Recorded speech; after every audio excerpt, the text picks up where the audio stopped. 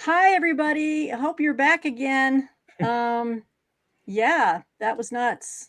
Technology, gotta love it. Gotta love technology. Okay, so I was just finishing up saying that part of June on the Range. I finished reading this brand new Western. It's fantastic. It's about Charles Goodnight, the state of the Kiowa Comanche Wars with the white settlers and ranchers, and it goes between two time frames, 1920 and 1860s. And yeah, I loved it. So I'm so afraid I'm going to lose people now. So thank you. Who says this? Is this your friend Austin, you said? Austin, yeah, he does a lot Thank of you, live stuff. Austin. Yeah, try not to stress it. Just hate when that stuff happens. Okay. So Peg, June on the Range, how many is that? Did you get any other Westerns done? Yes. And I'm going to take it you read like 35 Westerns or something. No, is not as many as I wanted. Like some of the books I selected, I didn't even get to, but some of them I was already working on when June started. Let me see if I can find the other book while one of you guys are talking, but it is called Now I Surrender, and it's a work in translation from Alvaro Enrique, I believe. And that one was very similar. I seem to have had a lot of serendipity in my reading, like with topics that are very closely related and just touching on each other. Such a weird thing. It's like the reading gods were like all having, have come together between the David Gregg guy that I researched in the Civil War. He came up in 3 different books around the same time. Oh, wow. And I'm like, there's something in the air here, Anyway, but yeah, Now I Surrender, which was about a woman who is taken in a Native American raid, this time by the Apaches. Very brutal. The first half was interesting, and it told the story of a unique band of travelers. This Mexico is like 1850s, so Mexico is just a brand new republic, and he's an officer with the new Mexican Republican Army, and he's on the trail of cattle rustlers, but then he finds this trail of a woman who gets abducted, and her name's Camilla. And then he gets this band of just unusual people, a nun who has got like this, she can hit like a quarter out of the sky with her 6-shooter. I mean, it's crazy. And her name was Elvis. And I'm like, this is funny. And 2 trackers are like twins, 2 Yaqui Native Americans. And then it was really funny. and then the second half of the book kind of changes gears, and it goes back into like the American response to the depredations in the 60s, which this book talks about, and talks about how like our military, like General Crook and everyone, went after Geronimo. It was mostly focused on Geronimo, and it goes between 1850s to a later date in the wars in 1880. And then there's a modern day parallel where the author is writing about his journey to go see all these sites where Geronimo finally said, "Now I surrender," which is what he said. I guess those were his words when he finally just showed up and said, "Okay, I'm done. Now I surrender." So that was the other Western I read. So I'll see if I can get that book for you guys. But yeah. So Bryan, did you read any for June on the Range? I did not. I have a confession. I have never read a Western. What? Never. Well, I take that back. I did have to read Shane back in school. But beyond that, that's it. Now, did you like Shane? Yeah, I enjoyed it. Yeah. That was one of them I read for June on the Range this year. Oh, yeah? Okay. Yeah, because I remember sitting when I was a kid. It was one of those movies that ended up on a Saturday, and my dad would watch it on a Saturday afternoon. And so I know I've seen it several times, probably fell asleep several times like I did with most of the Westerns. I like Westerns, but, Dad would watch some of them over and over again. But I actually got 6 of them finished. Now, wow. Now, wait a minute before you go, wow. half of those were on audio. Okay. Half of That's those were on okay. audio. So the one that I really wanted to read, but I do not own a copy, and I hope to own a copy sometime, is I don't know if you remember the John Wayne movie, The Shootist. Yes. Vaguely, yeah. Yeah.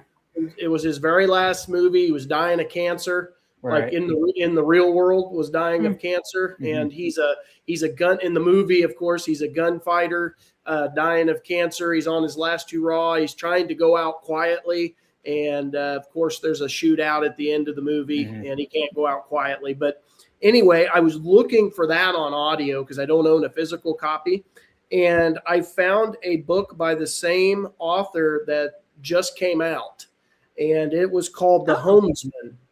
I believe it was the same author. Maybe I should check that to make sure. It was called The Homesman, and I thought that was a wonderful, wonderful book. And it was about these wagon trains that bring these families out west, and they're all, thinking about this, starting a new life and, making it good with the farming and everything. And it's not everybody's cut out for that.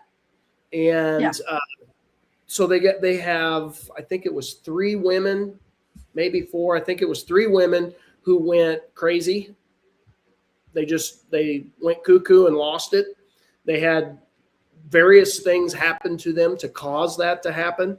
And so back in this town, they make this decision that they're going to take them back east, these women back east, and give them to their families so that they can start their lives over again. And that's what the whole book is about, is this woman who volunteers. I will take them. She gets this guy to go along with her. It's a guy that's not everybody likes. And the story is them two. I mean, they tell the story of each of those 3 ladies, and they take them east. And it was just a really good story. And it definitely lets you know that life out on the prairie was not always what it was cracked up to be. Mm-hmm. We get this Laura Ingalls Wilder vision of everything. And I appreciate that, but that's not the reality. No.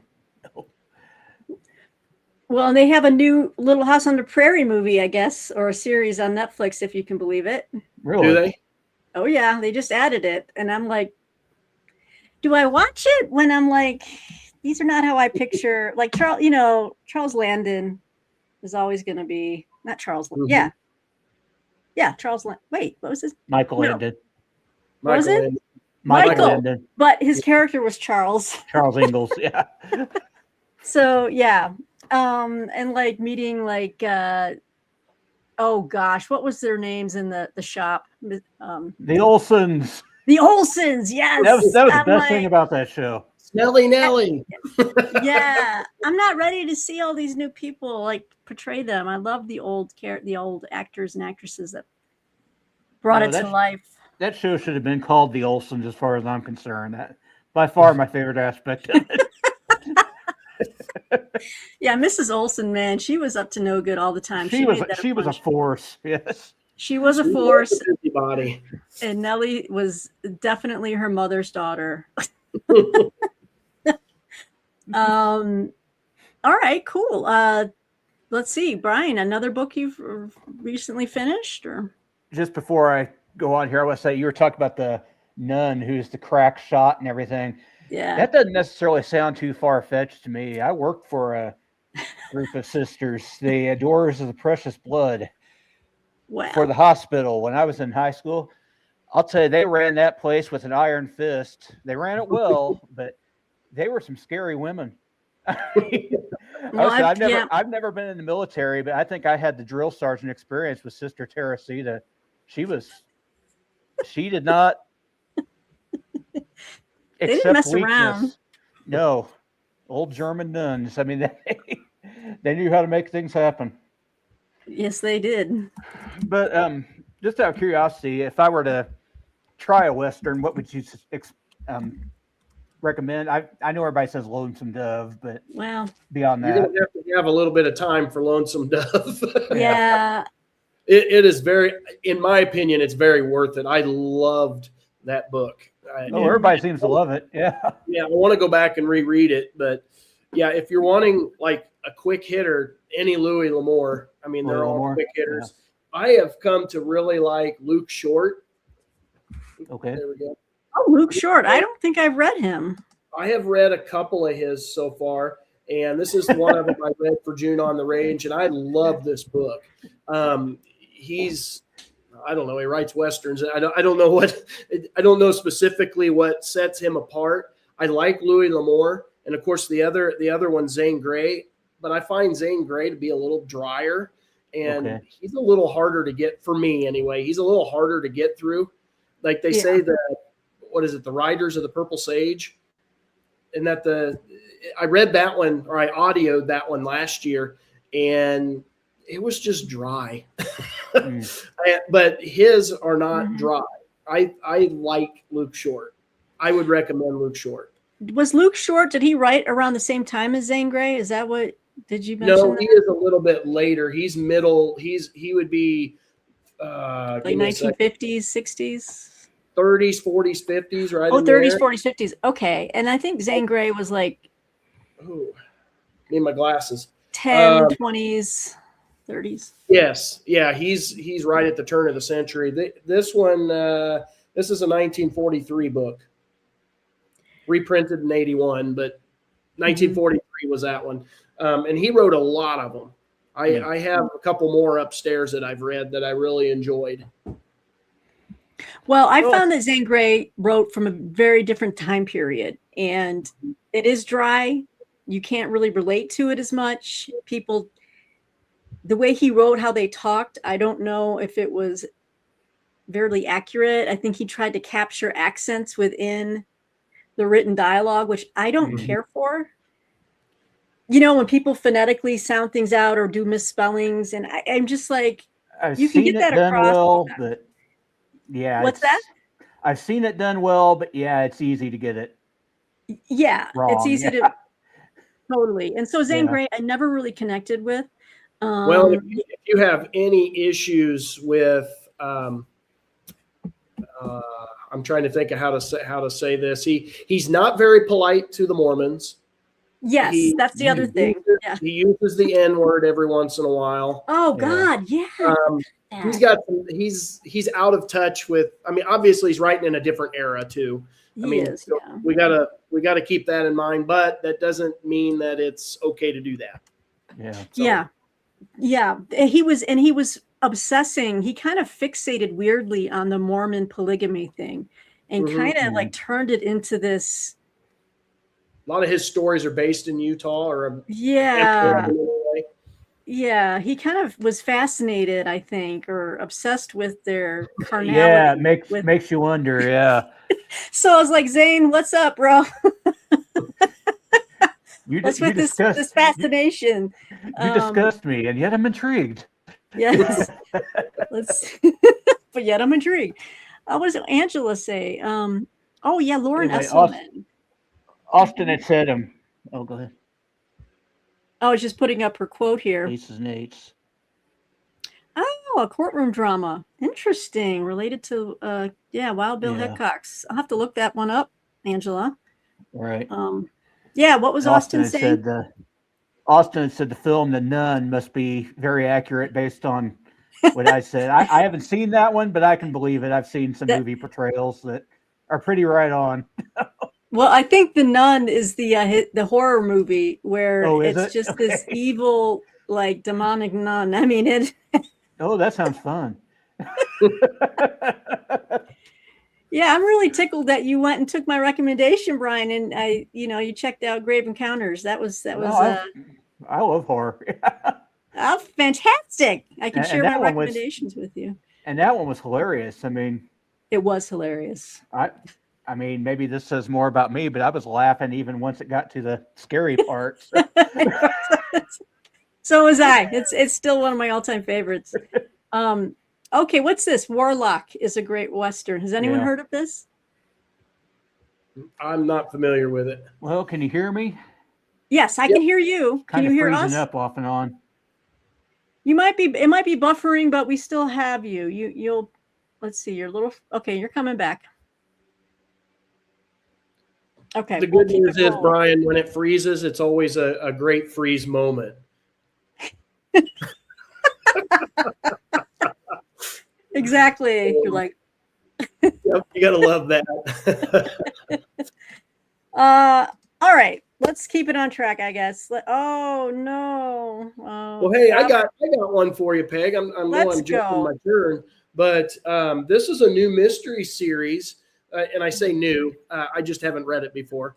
I had found these. Where did I find these? I found them somewhere. I found the first 4 of 7, and it's by Jasmine Webb. Oh, the first one, Aloha Alibi, and it's based in Hawaii. And this was really good. I read this over this last week. This was my SSR read with my daughter for this week. Okay. And highly recommend it. Main character lives in Seattle. I grew up in Hawaii, lives in Seattle, has a run-in with a mobster who's trying to rob her jewelry store, and she ends up getting his gun, shooting, and killing him. So she ends up with some mobsters after her. So she moves back home to Hawaii, where she runs into more trouble. So she falls upon a murder and is trying to solve the murder because there's how much was $100,000 reward for if you give information that leads to the solving of the murder. And it was fun. It was a lot of fun. It's definitely a cozy mystery, but okay. I want to make sure to bring that one up and let you see that one. I thought it was a lot of fun.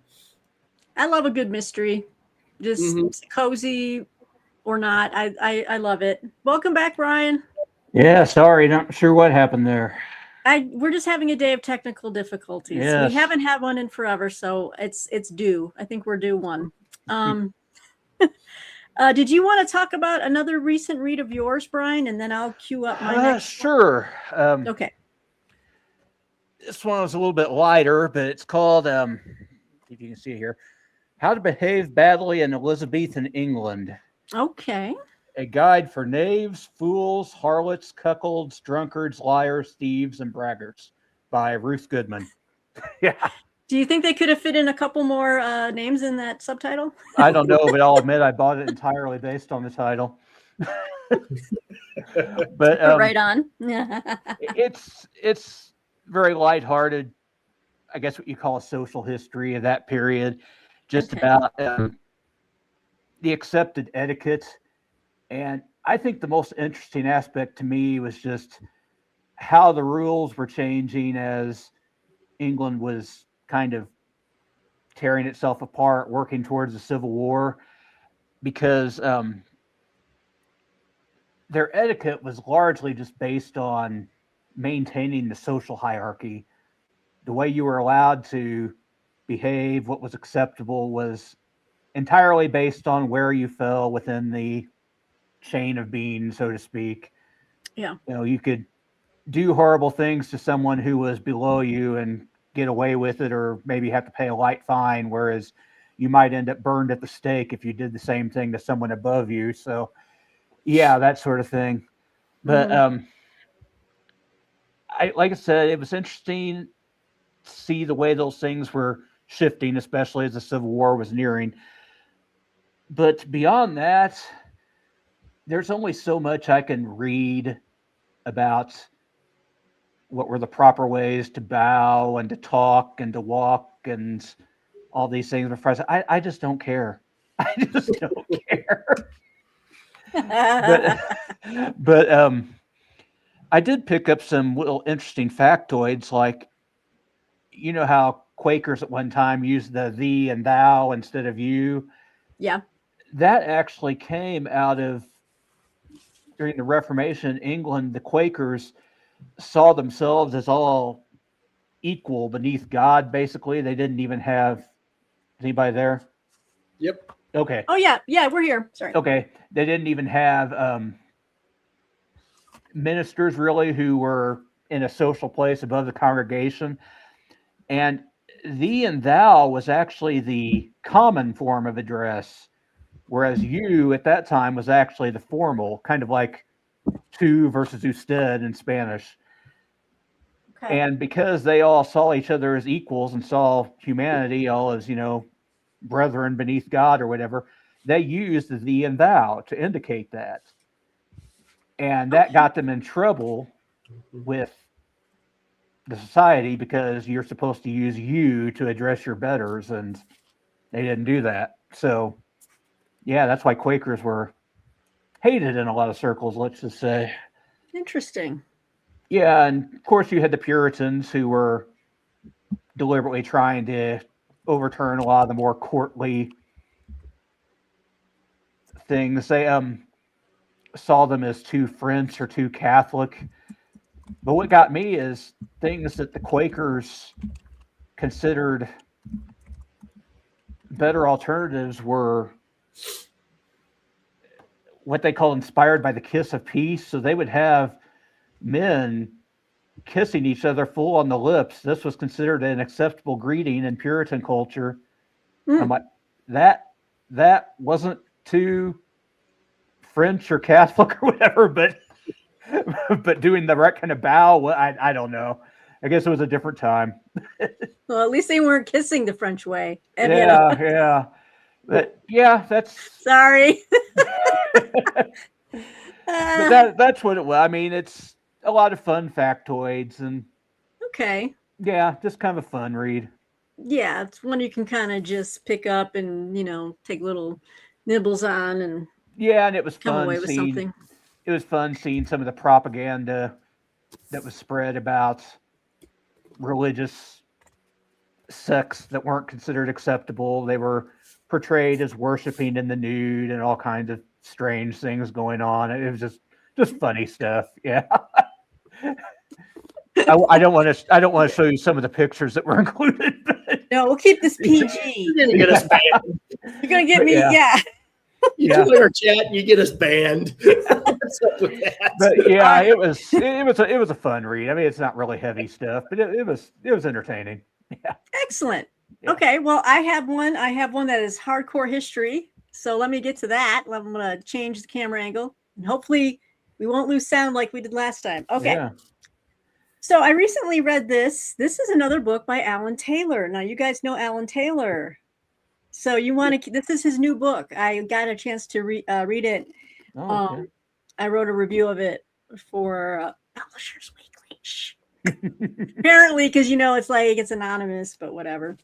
You guys are friends, and there's only 7 people in this room. So yeah, I read this book, Tower Hill, a plantation on the edge of rebellion. And yeah, Alan Taylor's brand new work. It's coming out in September. From W.W. Norton. This book, wow. So it's a tale really about this one family's plantation on Tower Hill, with a segue into the Nat Turner Rebellion. But it what's the best way to describe this? It's about this family called the Blows, B-L-O-W. And this father and son who managed this entire plantation from like the late 1790s all the way through to, well, then, Civil War happened and the plantation, and then it was turned into like a farm or something like that. And it's still like the land is still around. But anyway, it goes to show, well, what does it say? It's an interesting book in that it's not something that I'm used to reading by Taylor, in that some of his other big opus, magnum opuses, this one kind of dipped in and out. He was relying on the Blow family papers, which were really interesting. So it's really heavy in primary source material. He is quoting extensively from the father, the son, as they're communicating about the plantation needs. And it just makes it sound like just outside of, like, we're not even talking about the slavery aspect yet, but just trying to run a plantation in this Tidewater area, I guess, was just miserable. I guess it was just like they were never making a profit. The weather in that section of the state was just, it either flooded or there was drought. Right. And so there was all of these issues. But then the subtext of the story is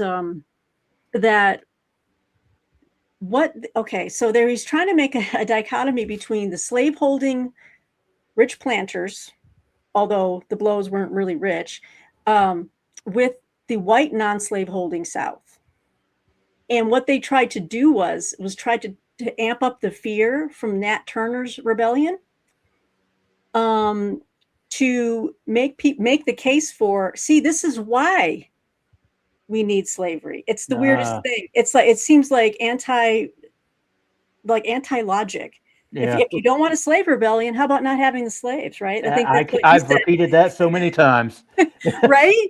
But in this case, they're like trying to make the case for, this is why we have to have these rough, these oversights in place. We have to have this kind of top heavy maintenance of this society to clamp down even before it happens. And then it talks about within the family itself, how they treated some of their slaves, or the enslaved, and how some just, ran away, and didn't come back, and what they felt about that. It's just a really kind of personal portrait of life on a plantation, mostly from the overseer and the owner's aspect. But, it's Alan Taylor. And so it's wonderfully researched. Like in the beginning of the book, it's like, I don't know how I feel about this, because I'm like, what is the point of this story? But then by the middle and the end, or this history, not a story, he kind of brings it in together. And I say, now I see what he's saying here. But it takes him a while to kind of get there. Sounds great. When did it come out? It says September. I don't have the date. Okay. But yeah, it's September. So just Tower Hill. Keep an eye out for it. I think I will. Sounds a little off topic, but we're all familiar with Alan Taylor's work on colonial America.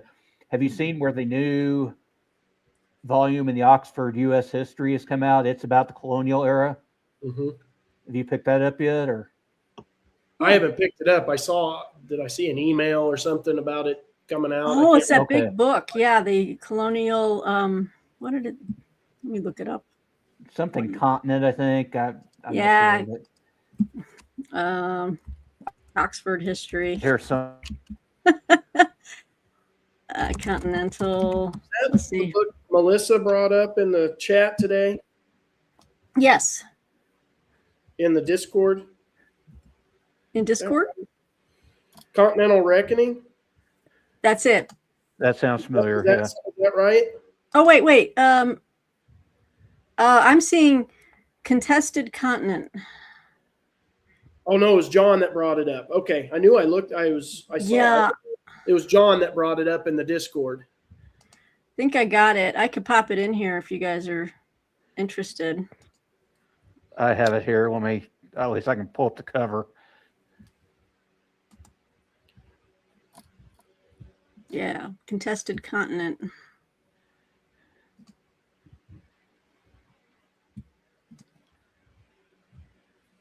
Here we go. Yeah. There you go. Sorry. Well, I'm interested in it.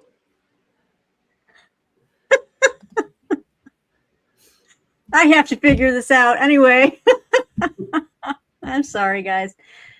This is how you know we're not professional YouTubers. There it is. People. Yeah. Well, this is our hobby. This is our passion. This is real. Exactly.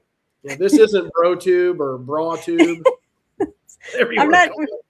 Yeah, we're not doing this for money. That's for dang sure, because we'd be fired by now. I'd be like, what did I do wrong? Yeah. Oh, hi. Yeah. All right. Yes. So we got that there. All right. Well, whose turn is it, Bill? My turn. All right. So, was it a week ago, 2 weeks ago? I can't remember. I'd mentioned I read a couple of McAuliffe books, David McAuliffe's. I think it was his last two books, and I don't have them because they were library copies. I had to send them back. But okay. I read, and they were both a collection of essays, The American Spirit and History Matters. And they were both, like I said, a couple of, it had like his speeches. It had different editorials that he had written, that kind of stuff. And I read it right on, especially History Matters. I read it, I think it was History Matters. No, it was The American Spirit. That's the one I read on the 4th of July. You know, when we had all the negative stuff going on, and seems like we couldn't appreciate our country. Kind of irritated me a little bit. I just kind of got quiet. But then I started reading that, and it made me feel a whole lot better. Of course, reading McAuliffe just makes me feel good anyway, because he's a good writer, but or he was a good writer. But those were a couple of books. Both of them I would highly recommend.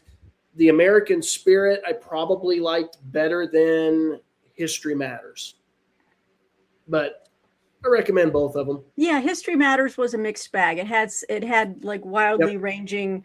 I was interested though in David McCullough's like favorite authors. I bought some fiction that he raved about by this one guy. Yeah, Paul Gorman or something like that. So yeah. Well, he is the only other guy that I've seen that has mentioned Jan de Hartog. I don't know how to say his name. Oh yeah, and remember The Peaceable Kingdom that I told you I was reading it with my daughter. Well, I finally picked it back up again yesterday. I don't think my daughter's going to finish it with me. So I was like, I'm like 3/4 of the way through this thing. I'm going to pound out the last couple hundred pages and get it done. But he's the only other guy I've ever seen mention him. I had never heard of that author other than him and my daughter. Wow. Okay. Yeah. And it was funny because, Bryan, you were talking about the Quakers and the thou and all that stuff. That was all in that Peaceable Kingdom. They were explaining all of that and how everybody's on that equal playing field. And so that was kind of interesting. You brought that up. Yeah. Interesting. All right. Well, maybe we'll do one more recent read before we move into current reads, because we've got lots. Move forward, don't we? Yeah, I mean, I guess so. Do you want me to just do one more recent read? Sure. Okay, and then Bryan will go with you next, and then we'll move. Okay. Let me go ahead and put this over. I had a print copy of this. It's downstairs, but I'm going to just show you the cover. This was brutal. I wrote a review of this for Forward Reviews, and this book is coming out in September or October. It's not. Oh, October 6th. Okay. This was kind of hard to read, guys. Let's see if I can get it. Hopefully won't get a glare. This is called Strung Up. How White America Learned to Lynch Black Children. Oh. By Stacy Patton.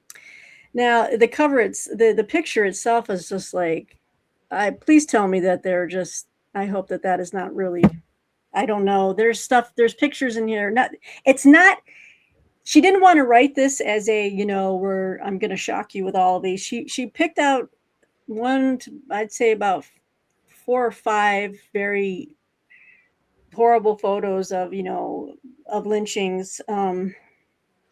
But her premise here is to be really kind of personal about it, because she starts the story of this history, which really goes large in that it's like a social science genre almost as well, because she wants to say that the target of lynchings was always children, and not just Black children. She makes this really interesting argument that lynchings were a social mechanism to both instill fear for Black adults for their children, right? Because the Black children represented the future, right? And so the white people, the racists, the people who didn't want them to be in their society, were kind of going after that future. But she says there were also victims on the white side, because you had these people at lynchings showing pictures of them having their kids watching this stuff happen. Yeah. And she's saying, so what happened to the white children is that it was a moral slaying, in the sense that these kids, their hearts were ripped out of their chests, like at a young age. With it. That's that's your bottom line. Yeah, and she's so it's like this. It was this cycle. She's saying that it targeted children, to show obedience, to show discipline to the reigning structure, the hierarchies, and like we got to keep these people in their place, and this is what you need to learn. But in essence, they kill the child, of both races. And so it was a really powerful read, and there were parts where she kind of repeated a lot of her points, so there was some repetition, but I kind of was just highlighting. But she starts the story with her great grandfather, who he wasn't, well, he was probably, I don't know, but she starts the story off with the fact that he was found like tied up, wound up in rope and inside of a carpet, because he was kind of mixed up with maybe some mob related stuff. But she's saying the fact that they used rope for her was still like another way, of just treating a human being, like just throwing him out like he was trash. You know what I mean? And it's just very powerful stuff. But so it's kind of like a social science, maybe studies in racism, but definitely a really interesting history in about lynching and how it kills the child, and just instills these cycles of fear and then oppression, and how we can break it as people together, And so I don't know, it was powerful stuff. It was assigned to me to review, and I was like, oh my God. But then as I was reading it, I'm like, wow, she's a great writer, and she was making really powerful points. So I would recommend it, but you got to really be ready for it. Sounds like a rough one, but interesting. Yeah. Well, Bryan, back to you. Okay. Well, I'm not sure I have any straightforward history that I've read recently, aside from what I mentioned already.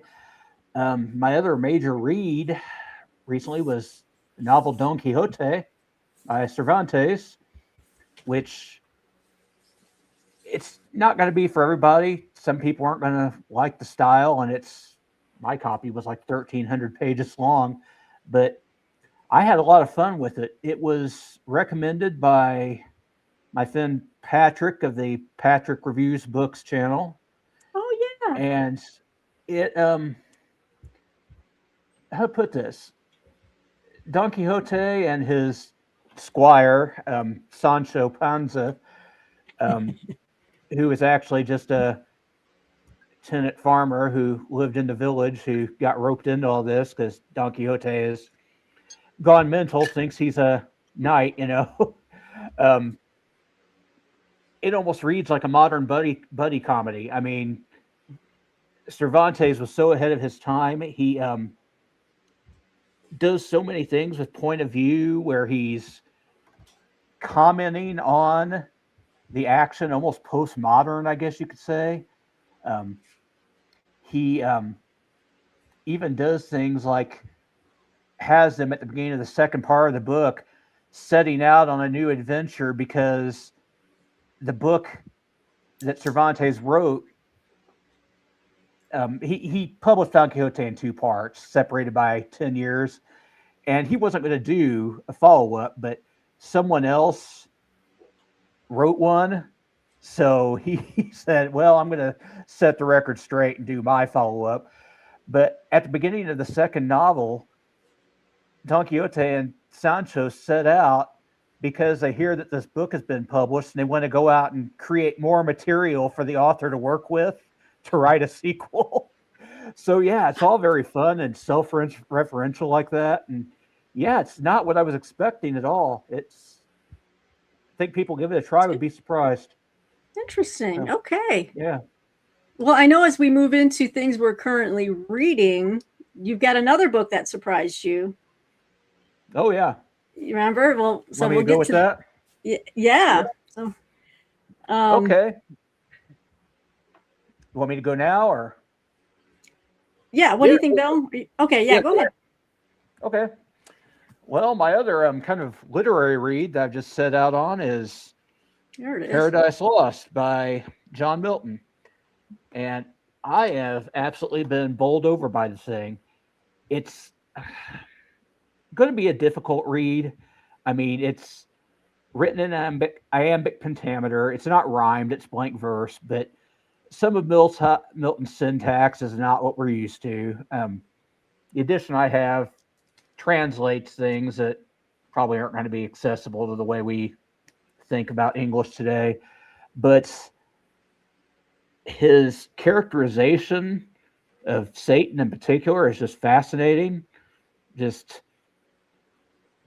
He is filled with hubris, and he realizes that he's made a big mistake in rebelling from God, but he realizes he's made his choice and he's stuck with it. So he's basically going to throw himself into it wholeheartedly now, try to be the best enemy of the world he can be. Yeah. He took a Tony Robbins course. So yeah. Yeah, that's the plot. Satan becomes envious when God presents his son, the Messiah, to the heavenly host, and he manages to bring a third of the population of heaven, the various choirs of angels, over to his rebellion. And this battle just gets crazy. I mean, the angels are literally throwing mountains at each other at one point, and finally Christ goes out there and basically, with a wave of his hand, sends these demons now into the pit that's been prepared for them, where the worm dies not, and all this. But Satan isn't down yet. He says, I hear that God is creating this new world and this new species that he plans on, making next to the angels. I'm going to see if I can go and, mess with that. Thus we get the story of humanity's fall in the garden. But that's the paradise law. Yeah, I guess I could refer both to Satan and Adam and Eve losing paradise. But yeah, it's just the theology behind it. Just Milton's view of the cosmos is all fascinating. I recommend anyone giving it a try. Certainly, it's not going to be for everyone, but yeah, I've always meant to read it, and I think I have a copy somewhere. So when you told me about it, I'm like, gosh, I should, check it out. I mean, if you like the Iliad, the Odyssey, the Aeneid, the Divine Comedy, these other epics like this, you probably like this. Okay, yeah, I do. I mean, I love the Iliad. Is my favorite. Odyssey is good, but yeah, Iliad's one of my favorites. Yeah, I'm about at the midpoint now. So wow, you're cranking. Really enjoying it. Yeah. All right, Bill, we'll put you up next here.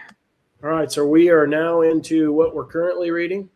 Yes. Right. Okay. So I'll just flash this across. All I'm going to say, because we're going to have a whole video over that. We're all going to be like this, like ticker tapes, like. Yeah. Okay, so the first one, I can't really tell you much about it because I started it, but then I had other things I was reading. The Last King of America by Andrew Roberts. Oh, yeah. Yeah, I'm 4 pages in. I'm real far. I read the introduction. And then I'll be honest, everything on Discord kind of blew up on the book, and it kind of turned me off. I'm going to read it. I want to read it.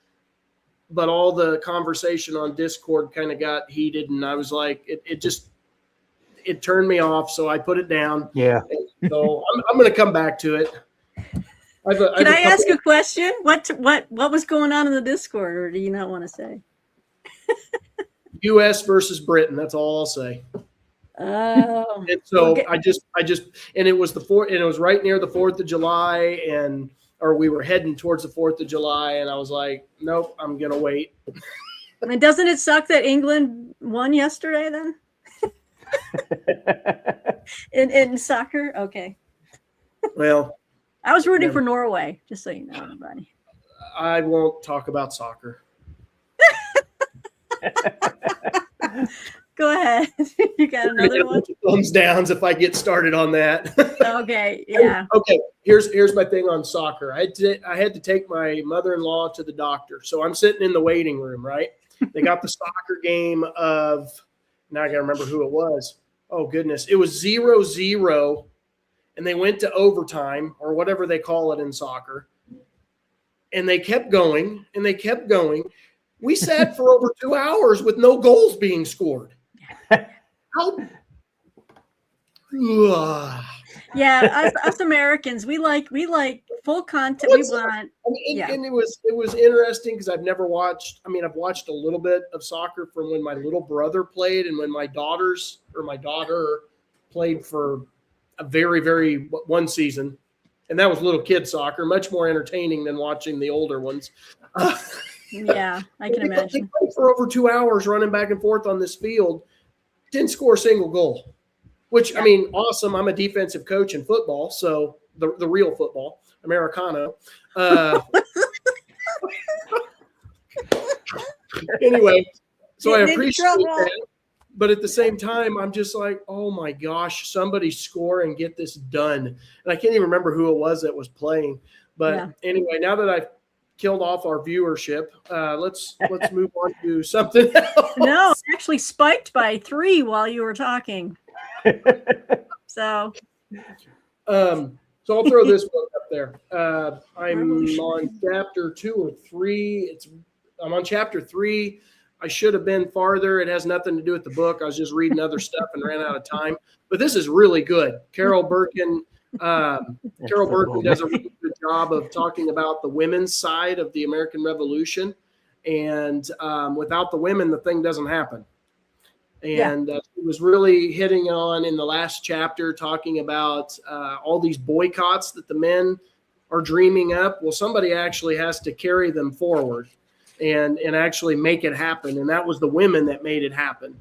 And I'm enjoying it. And I can't wait to get back into it. And I need to get into it because it's going to be due at the library soon. But really good. And she's an excellent writer. I mean, very easy flow to the narrative. All right. So there you go. That's what I got. All right. Okay, I will hop in. I don't have a cover image. But it's on Kindle right now. I didn't have a physical copy. This is a Civil War history in a way. It's called Delaware's Forgotten Cavalry, A Failure of Command. And I think this book, and this is actually coming out in 2027, but I think it's an indie book, but it seems to be very well researched. It follows this one cavalry company or battalion, because I didn't realize this, that Delaware was so small population-wise, and probably still is, but back in the Civil War, they didn't have enough people to actually have a full-sized regiment. So they had a battalion. And anyway, it goes into their issues with leadership, like their major, the guy leading them was kind of derelict in his duty. And what he does is he follows 3 diaries written by guys in the Delaware battalion.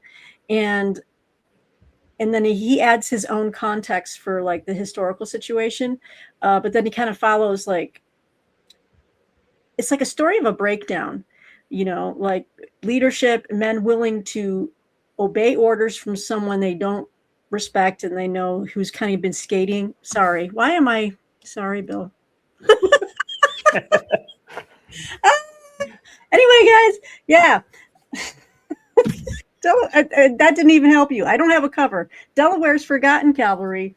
And it's about the breakdown in command and how the men respond to that via their diaries. So it's an interesting little keyhole history, definitely more of a regional interest, but hey, anything Civil War related, I'm down to read. So let's go back to the group layout. Okay.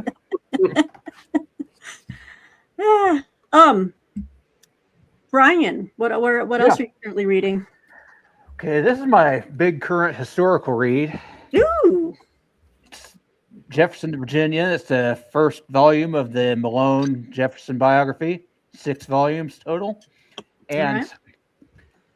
I don't want to belabor it. I mean, it's a biography of Jefferson. So far, I've been through his childhood, his education, his early practice as a lawyer. He's been in the Burgesses now, and he's taken part in a couple of the Continental Congresses.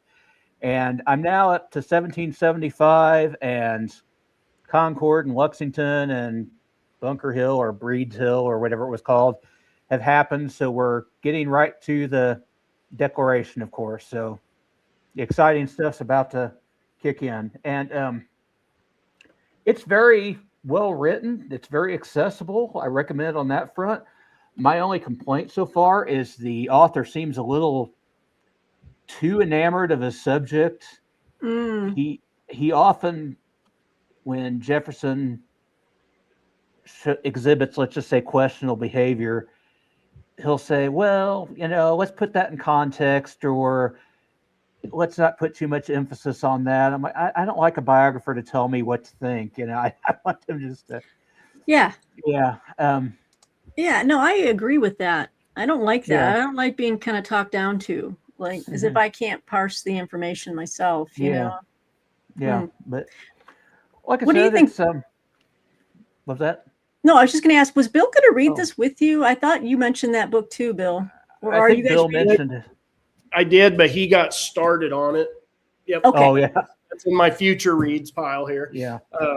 You'd gotten started on it, and I had so many other ones going. I was going to ask you, and then I was like, I'm getting too many things, too many pans in the fire, however that saying goes. But one more thing I will say, you were talking about serendipity earlier with your reads kind of lining up. I've been surprised to find out just how much Jefferson was actually influenced by John Milton, as were Benjamin Franklin and John Adams, constantly quoting him. And most people think of John Milton as poet, but I mean, he was very revolutionary, very politically active in the English Civil War. And then, of course, after that, he got to see the Restoration happen. He wasn't terribly pleased about that. But yeah, it has been an interesting crossover there. And I have, they of course were mostly quoting from Milton's polemics and his nonfiction writings. He was more of a polemicist and revolutionary than he was a philosopher in the mode of John Locke. But yeah, he was very politically minded, and he inspired other revolutionaries, I'll just say. But okay. Yeah, for that reason, I'm only a chapter into it, but I've started on a John Milton biography as well. And that should be fascinating just because of the crazy times he lived in. So, wow. Cool. Yeah. I'd love to learn more about that, both the biography and just what you're learning about, that influence of that poem. Book. I'll have more to say. Like, I'm just getting started on it, but right. Yeah. Excellent. All right. Well, I guess it's my turn, right? All right. I'm going to stick here for right now. I'm afraid to do these camera angles anymore. So going along with like Civil War history, and I think I showed this to the guys in Voxer, so I'm going to be showing this to you all now. This book is coming out in October, and I just started reading it, so I don't have a lot of input just yet. But this is The Confederacy Myth: How an Insurrection of Slaveholders Tried to Destroy the United States by Connor Williams. So little volume here. St. Martin's Press.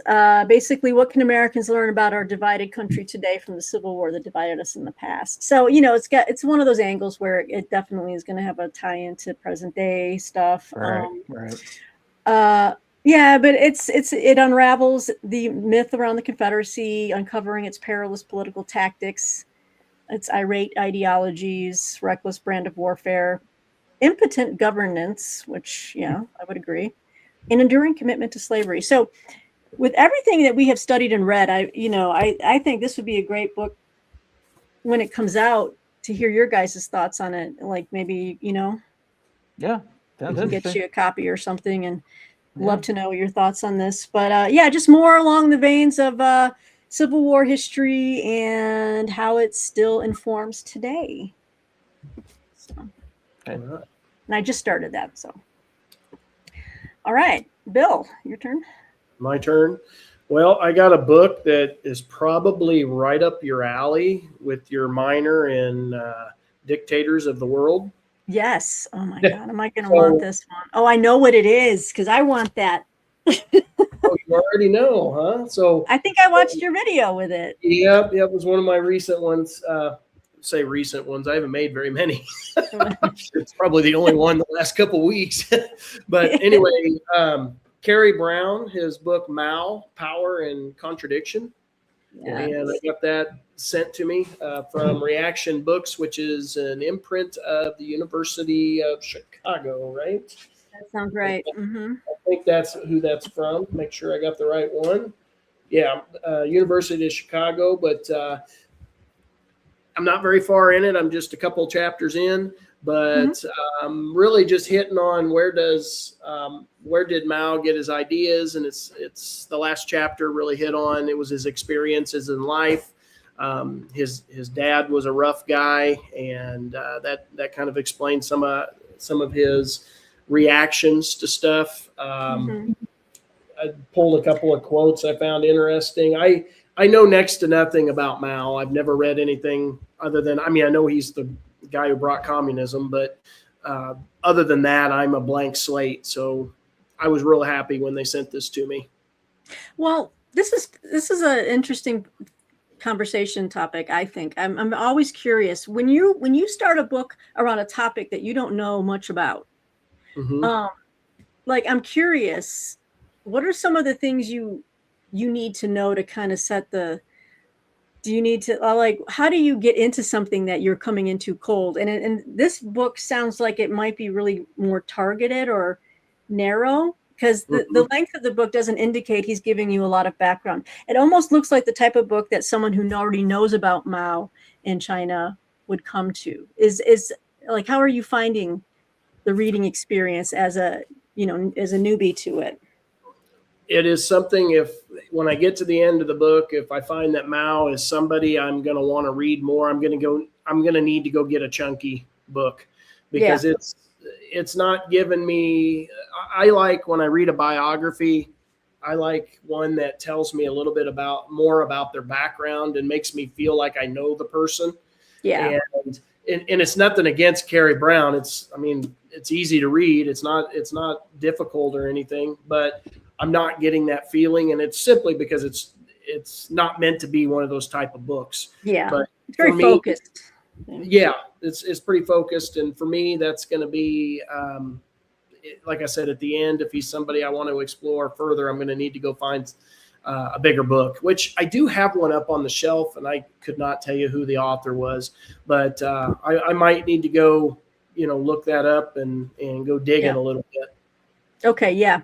I just thought that might be kind of a challenge, like when I come to a topic that I'm really new on, I make sure I get like something more introductory, you know what I mean?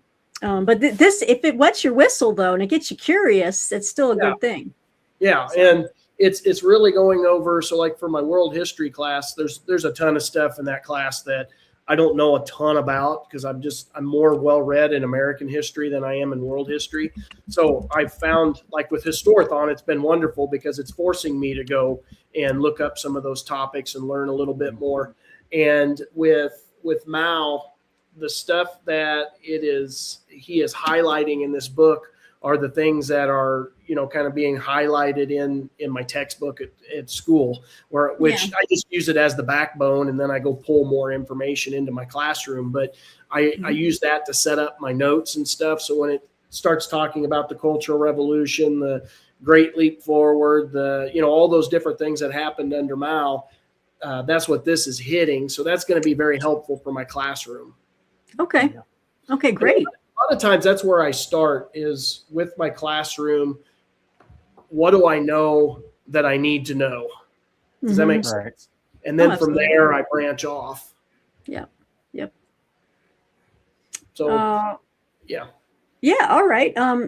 Bryan, I don't know, and this is probably a question I should have served up earlier in the conversation. Typically, how many books do you guys find that you can read at once?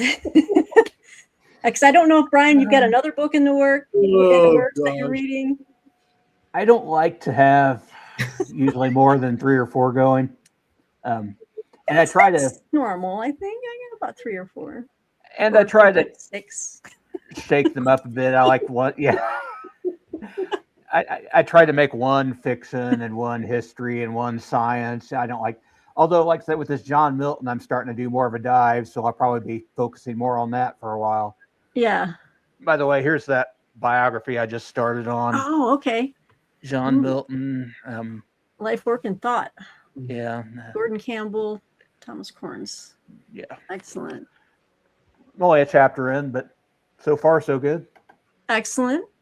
Yeah, and you were talking about what do you do if you're approaching a new topic.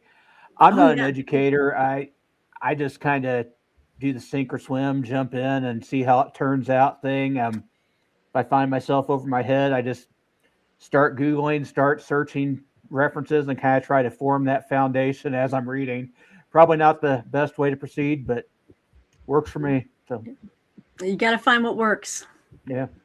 Bill, how many books you got going on? Well, it's the idea you're proceeding, though. You don't just put it on the shelf and leave it alone. You're still diving in. There's different ways of doing that. And I don't know that there's any wrong way of doing that if it works for you. Yeah. You know, so there's no wrong way. There's no right way. Kudos to you for jumping into the John Milton biography. You know, I can tell you, I probably would not do that. Not with that. That type of a book anyway. I just know myself. I wouldn't. But what was I going to say? How many books do I have? Yeah, that you're reading at one time. Oh gosh. Okay, so my ADHD kicks in, and I can't stay on topic. And I'm a mood reader. And where am I at in the house and the time of day? I got all kinds of things that affect my reading. Yeah, true. Since it takes me 2 or 3 months to finish a bigger book, but usually 10 to 12. Wow. Yeah. That beats me. Great. I agree, Austin. Yeah. Oh my gosh. My wife, it drives her nuts because she can only do one at a time. She's, how do you do that? How do you keep them all straight? And I'm like, I don't know. Let's see. Yeah. I think I've got about, at my most, I'll have like 7 going at once. But a lot of that too is oh yeah. We got a question for you. Does Bill want to read more world history? Yeah, I put sure. Hey, why not? I can always use more. Hi, Alfred. I'm not telling you when I'll finish it, but yeah. Yeah, but I have a mix too. Like you're saying, Bryan, I like to have, I have some fiction going. I have books that I'm assigned to review. So I definitely am more, I can't really mood read as much as I want because I do have these assignments, but I always have a mixture of fiction, whether it's historical fiction or whether it's like a mystery thriller or something, kind of, change things up a little bit. And then obviously definitely history or nonfiction with lately I've been getting a lot of these type of books that kind of have a lens towards current political stuff. So there's a lot of that going on. I'm in the middle of reading this right now. I think I might have mentioned this in one of my last videos, how the South won the Civil War, kind of goes along with this, but this is by Heather Cox Richardson. I'm sure many of you have heard of her. She's a very popular historian, and she's got daily YouTube podcasts, and just a very level-headed woman who's not into, what do you want to call it? Just the, she's just, she gives you the facts. She gives you what's out there. She doesn't try to, sensationalize or anything. She's just, she's a historian who has a really great perspective. Like I said, very nuanced, but very much keyed into the history of this country, the Constitution, all this kind of stuff. The subtitle of this is Oligarchy, Democracy, and the Continuing Fight for the Soul of America. So I'm about halfway through. This was supposed to be for a book club, a video book club that I was going to join, but they had to reschedule it from June to, I think it's going to be August 2nd now. So I just need to finish that up. And then I'm going to join this little video book club with a historian called Kevin Levin, who has a wonderful, and I think, Bill, you're aware of him, right? Yep. I think so. Yeah, he's got a Substack, but also like a newsletter, and it's called Civil War Memory. And he's been writing this blog for ages, and I used to follow him back in the day. And then I kind of lost track of him, and then YouTube, and then internet and Substack comes along, and I rediscovered him. And he's got a video book club as part of his Substack. So, yeah, I've been enjoying that. What was that name again? Kevin. What was that name again? Kevin Levin, and that is Levin. Levin. Okay, thank you. Yeah, no problem. I've heard people call him Kevin Levin, and I'm like, no, it's Kevin Levin. Yeah. Oh, anyway, cracks me up. All right, so do we want to move on into what we want to read or what is scheduled for reading? Or do you guys have anything outstanding? We probably ought to start moving forward, I imagine. All right. All right. You want me to go first? Yeah, someone's got to go first. Dive in here. Okay. All right. So I don't know if you guys have been following. I follow Randy Ray, the literate Texan. He's a pretty fun booktuber. And he has started, or he's going to start, a new reading event called Short Story Summer. 30 days. Yeah, the 30-day reading challenge. Read one short story every day for 30 days. And that one's going to start in August. And he's got a whole, he's got like a whole bingo card all put together. Cool. Different things you can hit for each day. And I printed that off. I thought that sounded like a lot of fun. It's, anywhere from 20 minutes to an hour, depending on how big a short story, how slow a reader like me you are. But I thought I might try to do that, except for I'm going to cheat. I'm going to start early because I got school starting next month. And I know that when the 18th hits, when school starts, I'm going to run out of time. So I'm going to try to start now and just go ahead and do it. And I won't put in for he's got if you can complete the challenge, there's going to be a drawing for a book of short story. I'm not going to put in for any of that because I know I'm cheating. But my book that I picked off the shelf that I wanted to read a few stories for this was Hercule Poirot's short stories by Agatha Christie. Nice. And I thought this would be an excellent way of digging through it. Have you read it, Bryan? No, I haven't. Oh, okay. I was just saying thanks, Austin. But go ahead. Yeah, Austin's got to jump, but oh, I didn't say it. Sorry. That's okay. He's just he's bumping off here, but but hold that up again. This is the Hercule Poirot, the complete short stories. Okay. Yes. See, I read his novels, but I don't think I've read his short stories. Yeah, and it's got 51 different short stories. And so I won't obviously read the whole thing. Eventually I will, but I'll kind of dip in and out of there. And then this morning I was kind of looking up some other authors that are good with short stories.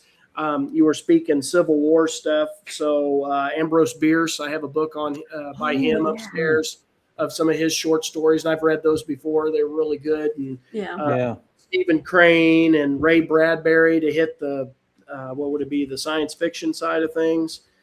And I don't know. I was kind of just brainstorming this morning. I wanted to participate in that one way or another.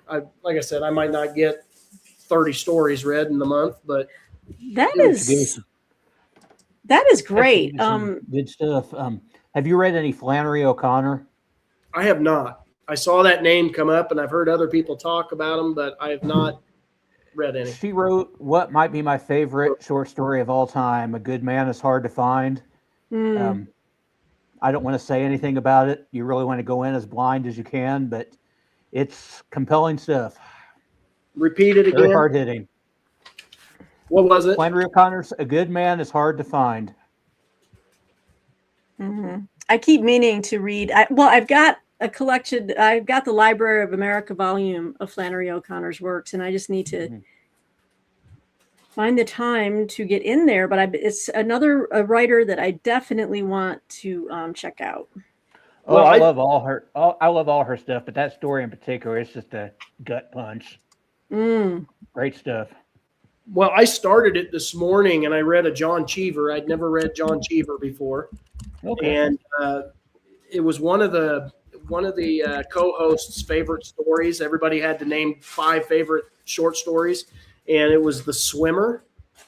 And I thought that was really interesting, and it didn't take me very long to read it. I would recommend that one. It's about this guy who's going to swim from one side of the county to the other, or one side of the city to the other, and he's going to do it through swimming pool. He's going to go home through everybody's swimming pool in their backyard. Oh, that's but different. And it's oh gosh, I'm terrible with my English. Allegory, or that might not be the right word, but it's showing what his life was like at the beginning in the first pools he jumps in, and then by the time he gets to the end, it's showing what his life is like at the, to the ultimate. And it was very, very well done, very interesting. Okay. Well, thank you. I have here for our comment here. The Library of America collection of American short stories. This is the first volume. I don't know if you can see it very well, but yeah, I've been meaning to dive into that. Oh yeah. This would be a good reason to dive in. Yeah. Yeah. Yeah, that's a great, Oh, I'd love to join that. A bingo card sounds really fun and makes it fun to kind of pick out what you're going to do. Oh, that's fun.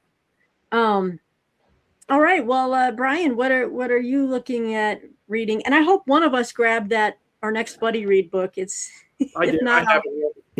great. Okay. That's one for us. But my heavy reading coming up will probably just be continuing with the Thomas Jefferson and John Milton stuff.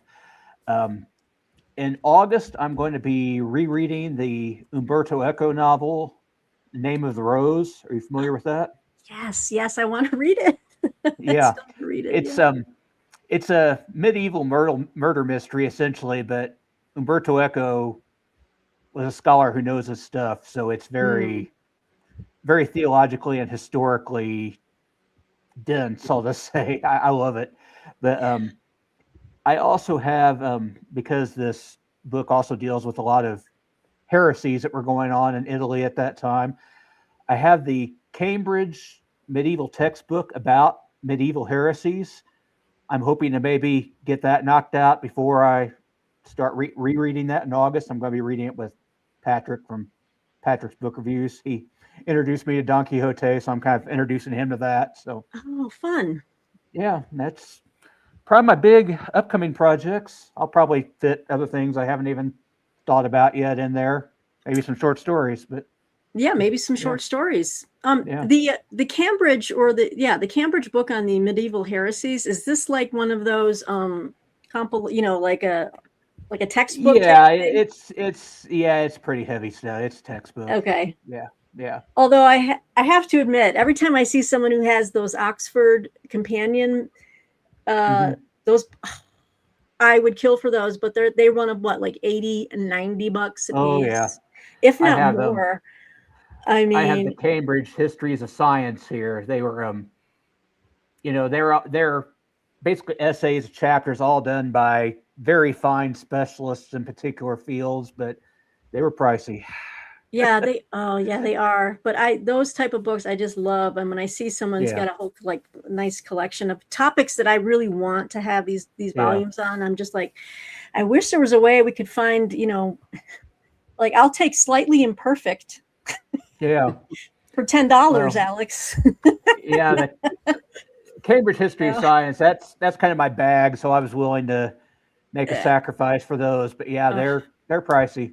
I see so many others I'd like to have, but yeah, I'm thinking, what are those, edged and platinum? What's going on? Well, all right. Well, let me show you what I'll be reading soon. I might have mentioned this before. This is a big dang book. Okay, so this is After Oscar, The Legend of a Scandal. The Legacy of a Scandal by Merlin Holland. And this is put out by Europa Books. This is like a big hardcover edition of, it's basically like a biography, but an afterlife biography, or at least after the scandal of Oscar Wilde's, he was sent to prison for,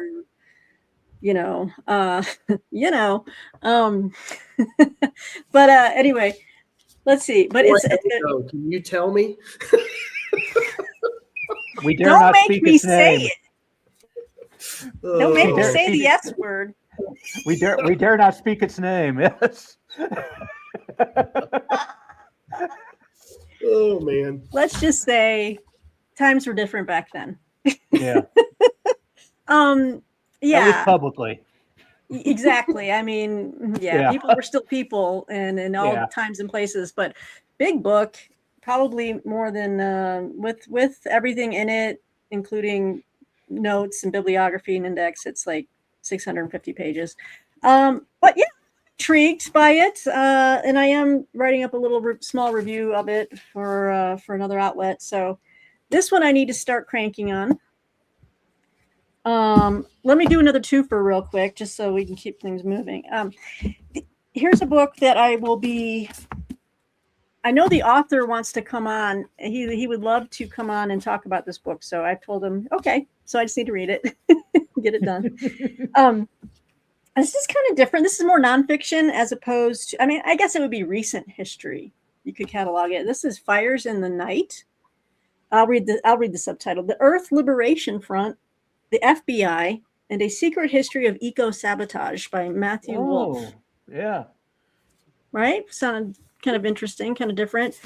Having to do with people that are, very, they're not afraid to break the law, to, I guess, just make a point about global warming and saving the environment. So this is kind of a little bit outside of my comfort zone, but I always like to learn. I always like to learn new things. And it's a very evocative cover. I'm like, wow, what's going on here? So I'll be starting this probably later on this week. So, Bill, back to you. All right. Well, the next one in the pile, I'm not going to talk too much about because you already hit it, Bryan. So I would like to get that one started. I don't have a date. I was hoping to have it done before school started, but I'm not going to hold my breath on that. But I'm going to try to. August 1st was a rough date for that one because I'd like to. I've had that collection. There's 6 of them in there. Yeah. And I've been wanting to read that for a very long time, and I need to knock it out. It's pretty easy reading. I'd imagine it's pretty familiar territory for you. So. Yeah, not one I need to necessarily take extensive notes on. Right. Yeah. The next one is our next group read. So this has to be a prize. And I do see that, like in our Discord, there's people starting to finish this, and they've got it knocked out before us. I was like, I wanted to be the first. But New History of Lewis and Clark by Craig is it Fairman or Furman? I think it's Furman. Okay. And sounds like it was a good one. The ones that have read it, there's been pretty good reviews on it. So I'm looking forward to that. And then I'm going to round out my stack with, so I put a poll on my channel. I put 12 books up for the third quarter TBR, knowing I'm not going to get all 12 done. But, what would everybody like to see me read? And up towards the top of the list in votes was Marie Antoinette. Making of a French Queen. And I've had that one on the shelf for a while, and I've had it on my TBRs several times. And so this will be one of the next ones I get started. I have a handful of them I'm going to be finishing up this next week, and so I should be able to get this started towards the end of the week. Yeah. But all about the life of Marie Antoinette. I remember sending that to you. I think. Were you the one that sent it to me? Yeah, yeah. That's been a long time then. Yeah. And that's okay. I mean, didn't even remember that. Sure. Yeah. Hey, when there's assembly line decapitations going on, there's only so bad it can be. Yeah. That's right. Bryan, anything else? That's the rest of my stack. So I am You're out. done? Okay, Yep. you're done. All right. Well, don't leave the room. I'm the guy at the 4th of July waving the flashlights. I've got them all shot off. They're done. Well, yeah. With your sparklers. Yeah. I think I've hit on my reading plans, but anybody who watches my channel knows I have a habit of building little models and Legos and things like that. Just sometimes I need something that's kind of mindless to unwind with. And here's what I'm currently working on. I don't know how well you can see it, but it's a little replica of King Tut's tomb. Oh my gosh. Peg, can you go full screen on that? Yes. Hang on a second. Thank you. I don't know why I didn't do that. There we go. Look at that. Now, where do you find these sets, Bryan? That devil store that's named after a large river in South America. Oh, I got you. I didn't realize they had such interesting, like, history-specific type of models. Yeah. That's so cool. Yeah. It was what was his name? Oh, his name is Bryan, spelled with an I, but what's his channel called? Bryan and Casper's Mystery Reads. He has a cockatoo that always sits on his shoulder while he's doing his videos. Oh, but yeah, I actually learned. Yeah, I learned about these things from him, and I kind of got hooked. So, yeah, that's right. I think I have seen his channel. I've watched him. He's really he reads really high level stuff. Is this the same guy? He mostly talks about mysteries now. He works in the funeral industry, and I think his father just had some health problems, so he's kind of reading some lighter stuff right now. But yeah. Okay, gotcha. Okay. Yeah. Yeah, but he has got the bird on his shoulder. I remember that. Yeah. All right. What's your next Lego project? Yes. I have a couple of replicas of some rockets from NASA missions I'd like to build. That's kind of my thing. I have a model of the Taj Mahal I could do. Wow. I might do a poll on my channel. Let people choose. Yeah. No matter to me, I'd love to do any of them. So that would be fun, though. Yeah. That'd be fun to watch. See the progression. I got a couple more books, guys, and then I want you to think of this one question. We had a question from Alfred. I've already answered, but if you you guys think on this and answer while I get ready. Here we go. Alfred says, where did it go? Okay, basically, if you had to choose only one genre, if you could only read one genre, what would it be? And I said, of course, history. That's my answer. Yeah, history. What about you, Bryan? I would have to choose between history and science, so I'll cheat and say history of science. Woo! Hit them both. Yeah. I love it. Very clever. There's your answer, Alfred. If you had to narrow it down. Oh, even further. History, that's broad. I like the answer, but that's too broad. Let's narrow it down. Okay. Give me a specific. Okay, Dewey Decimal System. What part of the Dewey Decimal System are we looking at? If I remember the Dewey Decimal System. You don't have to have the numbers. Just narrow her down. All right. I'm going to say number one love is 19th century American history. And followed by, well, I love just, I like American, I like it all. I like ancient history and I love Russian history. Those are like my three areas. It's like most of American history, but specifically Civil War, antebellum era, era. That's mine. Yeah. And then I love ancient history as well. It's a really close second. I love reading about just Greece, Rome, the warfare in that time is very fascinating to me. I mean, I subscribe to these magazines that I've shown them before, Ancient Warfare magazine, and just the artwork and how wars were fought. There's so much there. It's so rich.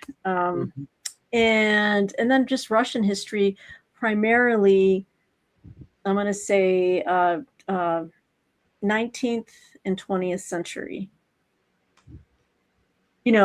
Towards the end of the czars, the final last czar, Bolshevik Revolution, Soviet Union history, it all fascinates me because I think it all feeds in, to where we are today. But mine's definitely that antebellum 1850s is my favorite time period. The Civil War, Lincoln, of course.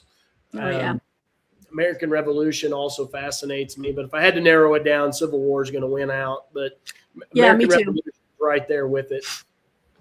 Oh yeah, for sure. I mean, Civil War has always been my passion. It's what got me into reading history, and I feel like I know these people so well from all of the different things I've read. The Ken Burns documentary, which I watched multiple times, throughout, ever since they came out, which was like the late 80s, I think, early 90s. And so yeah, no, I just that's my jam. So, all right. Yeah. So real quick, another book I'll be starting soon for review is this book coming out by Joseph Kelly, The Biggest Lie. Here, I'll try to go large here. Sorry. Sorry, Bryan. The Biggest Lie, the prehistory of American fascism, 1818 to 1915. I'm glad that I can make you laugh. And I knew that this might catch your eye too, Bryan. I think you're like, oh, what's going on here? The prehistory, which is different. Definitely. It's basically saying, see, I'm not surprised. The seed of American fascism was planted by elite Southern planters. Oh my! Here we go again. Sorry, Bryan. I know, right? Who insisted that slavery need not be addressed in the Constitution because it would soon die out on its own. Well, we know what happened with that, but it goes deeper into some. I'll have more feedback once I start it, but it seems like it's going to be kind of a heady type of read. So I've got to get my pencil sharpened. I'll just clarify the record real quick. I had Southern family. I have and had Southern family, but they weren't elite. Not even close. Well, exactly, right? Yeah. Now, we could have a long discussion on what we've been reading just in Battle Cry of Freedom itself about the fact that the elite planters only constituted like 1% to 2% of the population of the slaveholding South, and you had so many.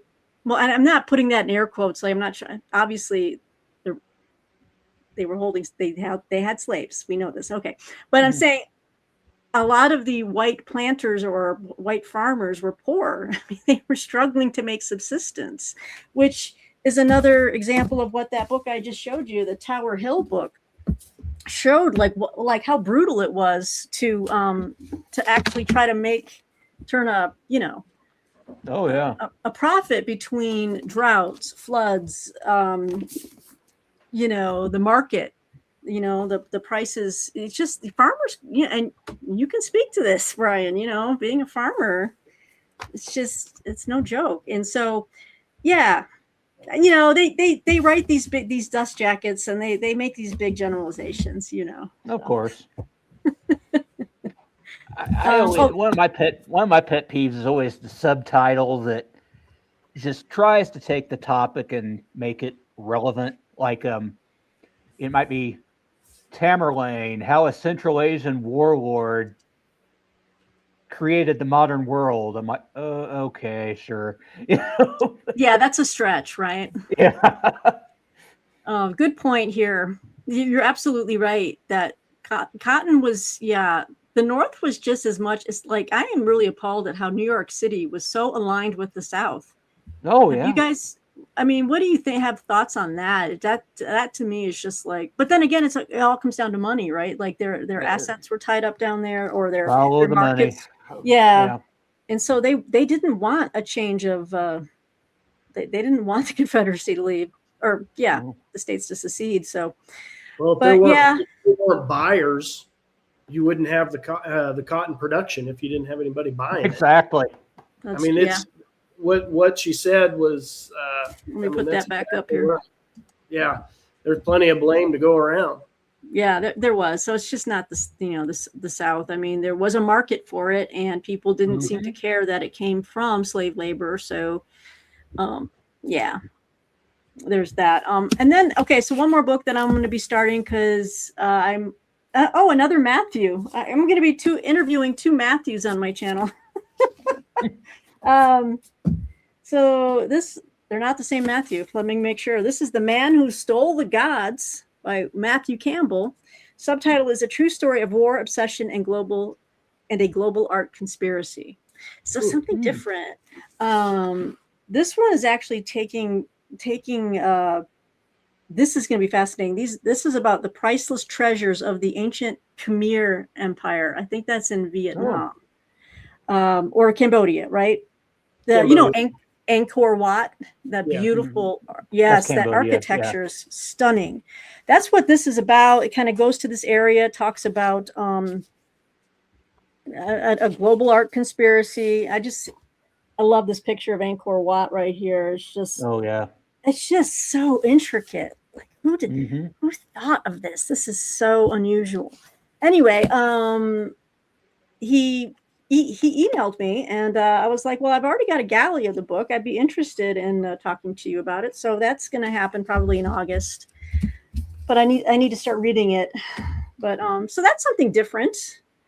It kind of brings in a little bit of art history, brings in, another culture, which I've enjoyed. You're always putting up these books that make me think, oh, I need to check that out, and I need to slap my hands like, no, you have too much to read as it is.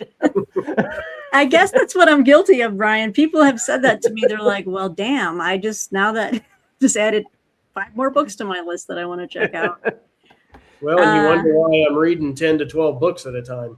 That's it. On the nose. You know what? If I got to have a problem, that's not a bad one to have. So, no, that's what I keep telling my wife. Many middle-aged men have, they go off on their little tangents. Book reading is the least of your concerns. Thank you. I have used that too with Martine. I'm just like, really? I could be out, till 1 a.m. at the club. What? Not New that car. There's all kinds of things we could have. Yeah, man. I'm like, I like to read. I like books, and I like physical books. So there's a lot of books in this house, and that's just, I just don't think that's that's not going to change really. I just have to make sure that it's manageable, and I can keep. So when some come in, I got to make sure they go back out, and that's why I'm mailing you guys books real soon. Oh, okay. Cool. I suspect we all have vices, and in the grand scheme, that's on me about getting rid of books. No, that's hard, man. I occasionally get asked about, how many books you're going to collect, and I always kind of do the Incredible Hulk thing. You wouldn't like me without them. You really wouldn't. Oh, I'm going to use that. You wouldn't like me without them. You wouldn't like me without my books. Hi, Patrice. Oh man, yeah. So, guys, we got a lot going on. Yes.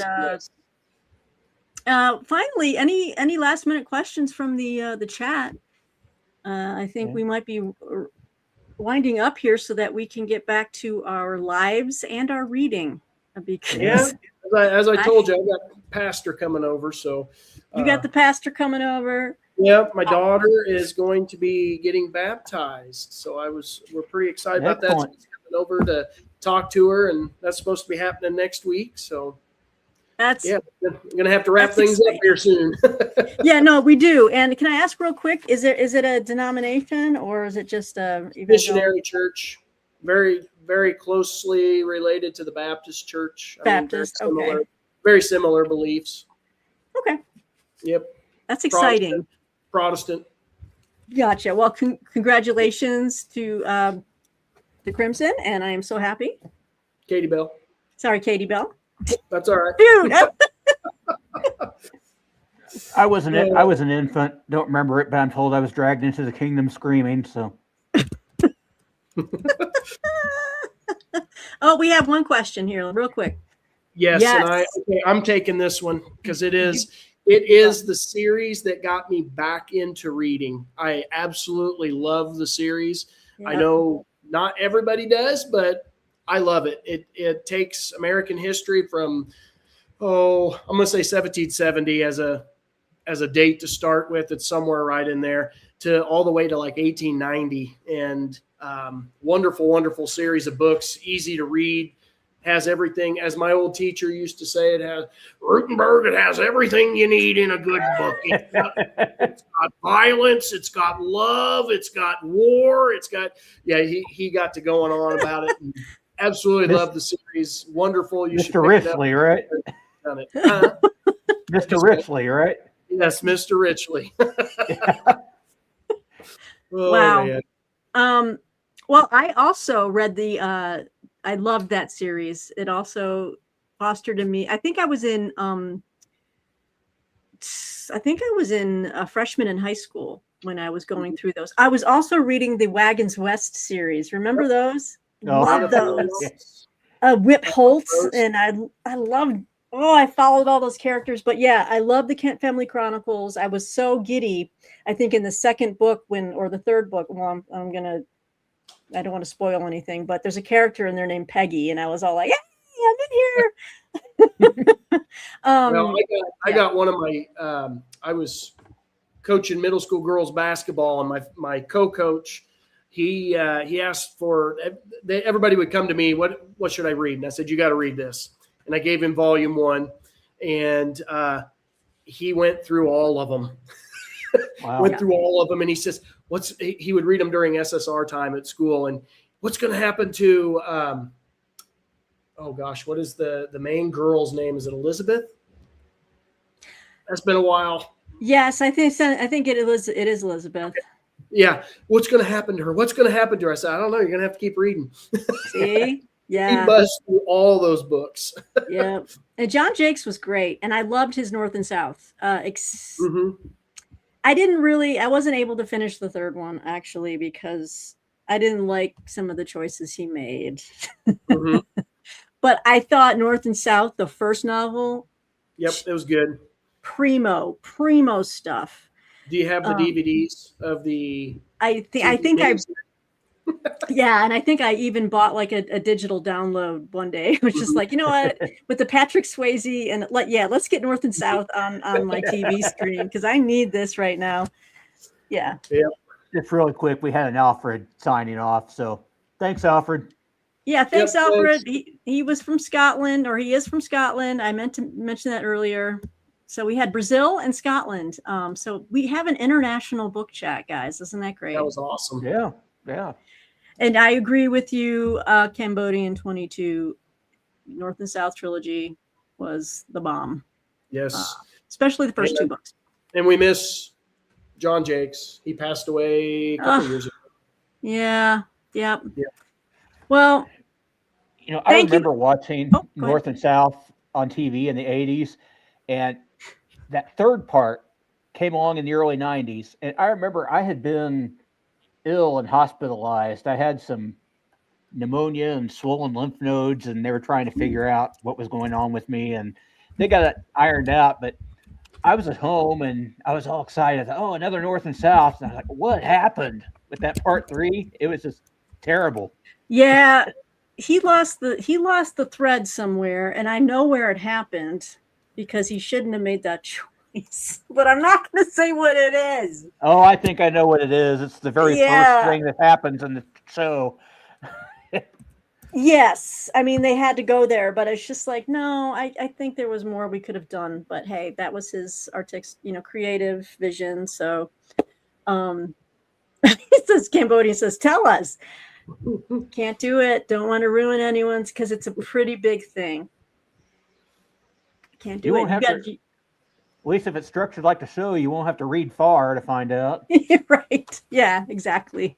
Exactly. All right, guys. Well, thanks again for joining us. Hopefully we can do this again soon, the next month or two. Yeah. Although I know, Bill, you'll be back in school, so it might be a little tricky. Well, we might have the Battle Cry of Freedom. Oh, yeah. We're going to have a book chat, guys. We're going to have a wrap up of Battle Cry of Freedom. And Bryan, just so you know, the notes that I said I took are just on my note card. So it's nothing. Okay. When I say I'm getting my notes together, it's just my scribbles from my, that's it. Yeah. And then just picking out the highlights. But I'm sorry, Bill, what were you saying? I was saying we've got to like put a preview thing on there like weeks in advance because this is like a year in the making. It really is. Yeah. It's taken a while, guys. But we're so close and we're not giving up. So actually once we sign off of here, I'm going to get a cold drink and finish chapter 22 because I know your guys' messages are coming. So I'll probably get that reread as well. So okay. I'm gonna try to be first and get it done first. Do it. Yeah. I'm always like, I'm never the first one. So I think I was once and it was so liberating. It's like, oh, everyone gets to follow my lead now. I haven't reread it yet, so. Yeah, oh, there you go. All right, guys. Well, thanks for joining us. We will be back with a book coverage, book chat wrap up of Battle Cry of Freedom, probably in the next few weeks, I'm guessing, right? Yep. Yeah, because we're doing this before Bill goes back to, back to teaching. Yep. So. That is the goal. Right. All right. Well, until next time, everyone have a lovely Sunday. Good one, everybody. Yep. Take care. Happy reading. Yeah. He did the thing. I love it. I love it. That's his. I can't believe I almost talked over that. Do you want to do it one more time? Why don't you take us out, Bill? Right? Until next time, BookTube. Happy reading.